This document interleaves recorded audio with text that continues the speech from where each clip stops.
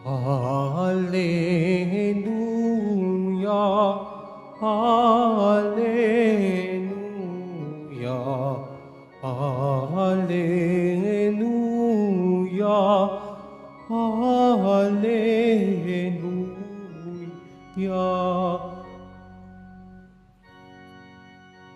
Si Kristo ay naging dukha upang tayo'y managana sa bigay niyang pagpapala. Hallelujah, Hallelujah, Hallelujah, Hallelujah.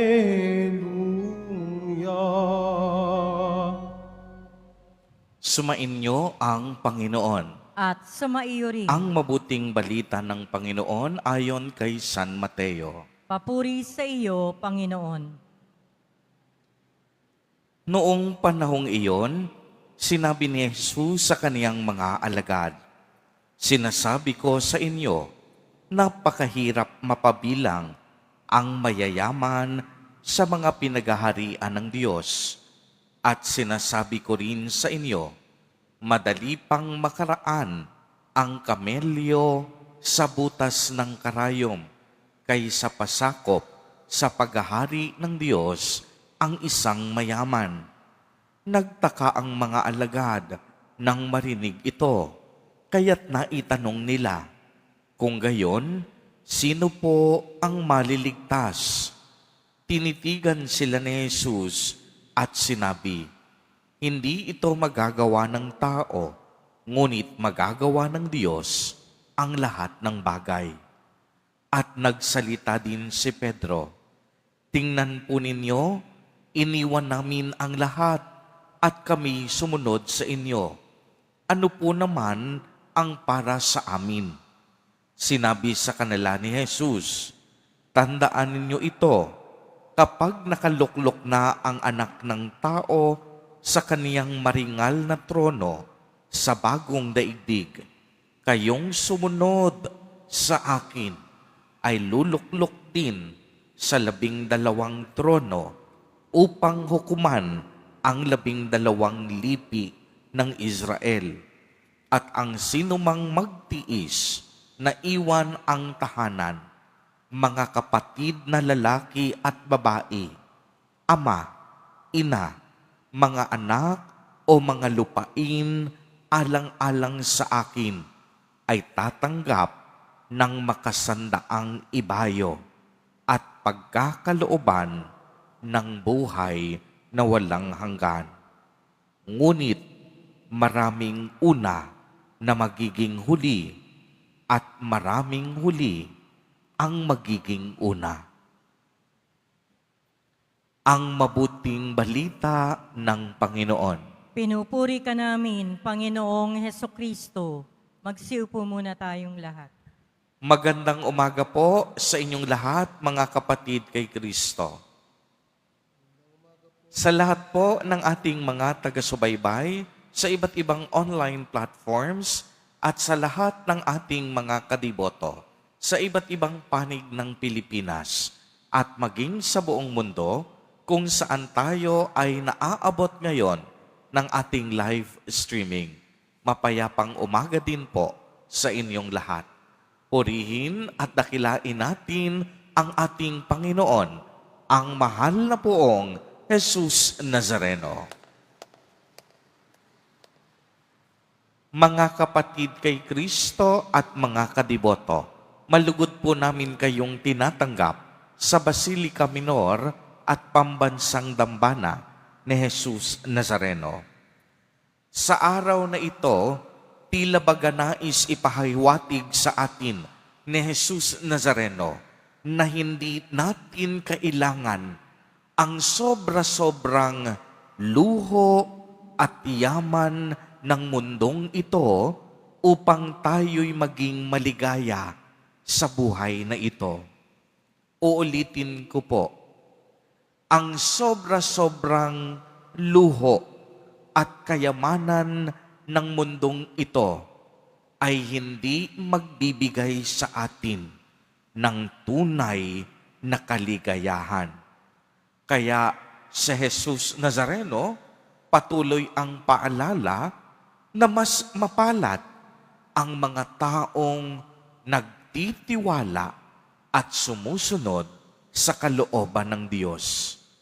Yung taong sa Diyos kumakapit at hindi sa kapangyarihan ng kayamanan. Yung taong ibinibigay ang lahat sa Diyos, hindi ibinibigay ang sarili upang magpayaman sa mundong ito. Hindi material na bagay, hindi pera, hindi alahas, hindi ari-arian tulad ng bahay at lupa. Hindi rin ang ating iniingatang propesyon o negosyo ang tunay na magbibigay kaligayahan at kaganapan ng buhay. Ang tunay nating kahulugan, matatagpuan natin sa Diyos. Kaya nga, anumang yaman ng isang tao, kung wala siyang Diyos sa kaniyang buhay, hindi siya mapakali, hindi siya makontento, walang kapanatagan ang kaniyang buhay. Pagmasdan ninyo, ang isang mayaman patuloy na nagpapayaman dahil hindi maging masaya. Pero ang isang tao, kahit salat sa yaman, kung ang kaniyang buhay inialay at ibinigay sa Diyos, nakakatulog siyang mahimbing pagdating ng gabi. Kaya nga sinabi ni Jesus sa ating ebanghelyo, napakahirap mapabilang ng mayayaman sa pinagaharian ng Diyos. At sinasabi ko sa inyo, madali pang makaraan ang kamelyo sa butas ng karayom kaysa pasakop sa paghahari ng Diyos ang isang mayaman. Ang ibig sabihin po nito na hindi sa material na kayamanan nasusungat ang dangal o moralidad ng isang tao. Kaya nga, ang isang taong sinasamba ang mga luho at kayamanan sa mundo, napakahirap umakyat sa langit dahil ang kaniyang kayamanan ay ang kaniyang mundo. Nakalulungkot po sa ating lipunan sa kasalukuyan, marami sa atin nakatutok kung ano ang estado ng buhay. Kaya sa atin kalimitan, kapag mas mayaman ka, kapag mas makapangyarihan, kapag may titulo ka sa lipunan, mas tinitingala ka ng iba. At kung mahirap o pobre ka, parang hindi ka nabibigyang halaga. Mas pinakikinggan ang tinig ng mayayaman kaysa tinig ng mahihirap. Dahil ang mas nakakalungkot, minsan palakasan o pera ang nagpapatakbo sa ating kasalukuyang mga sistema. Kaya nga ang Diyos natin, siya ang takbuhan ng mga mahihirap at mga inaapi. Ang Diyos ang kanlungan ng mga naghihikahos at nahihirapan sa buhay. Yung walang-wala na, yung kapos na kapos, yung sadsad na sadsad niya sa buhay. Hindi naman sila lumalapit sa pinakamayaman. Ang nilalapitan nila at tinatakbuhan, walang iba kung hindi ang Diyos. Kung wala na silang pag-asa, hindi sila sa material na bagay kumakapit. Kumakapit sila sa kanilang pagtitiwala sa Panginoon. Kaya nga po, sinasabi natin na ang kaharian ng Diyos mahirap tanggapin ng taong mayaman.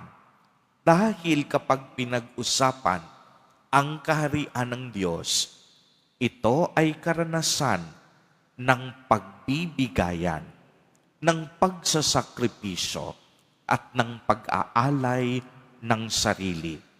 Kaya sa tuwing tayo'y nakadarama ng pagmamahal, ng katarungan, at pagbibigayan, pagdadamayan, at pagtutulungan sa isa't isa, ito ay isang pagsulyap sa kaharian ng Diyos. Uulitin ko po, kapag tayo ay nakadarama dito sa lupa ng katarungan, kapatawaran, pagbibigayan, at pagdadamayan, ito ay isang sulyap sa kaharian ng Diyos. Dahil sa langit, walang taong sakim at madamot. Sa langit, ito ay tahanan ng mga banal, mapagparaya, mapagbigay, at marunong magmahal sa kapwa. Mga kapatid kay Kristo, tayo po ay hinahamon sa araw na ito upang tuklasin ang tunay na kayamanan. Ang tunay po nating kayamanan hindi matatagpuan sa mga material na bagay, sapagkat ang mga ito panandalian, nabubulok, at hindi magtatagal.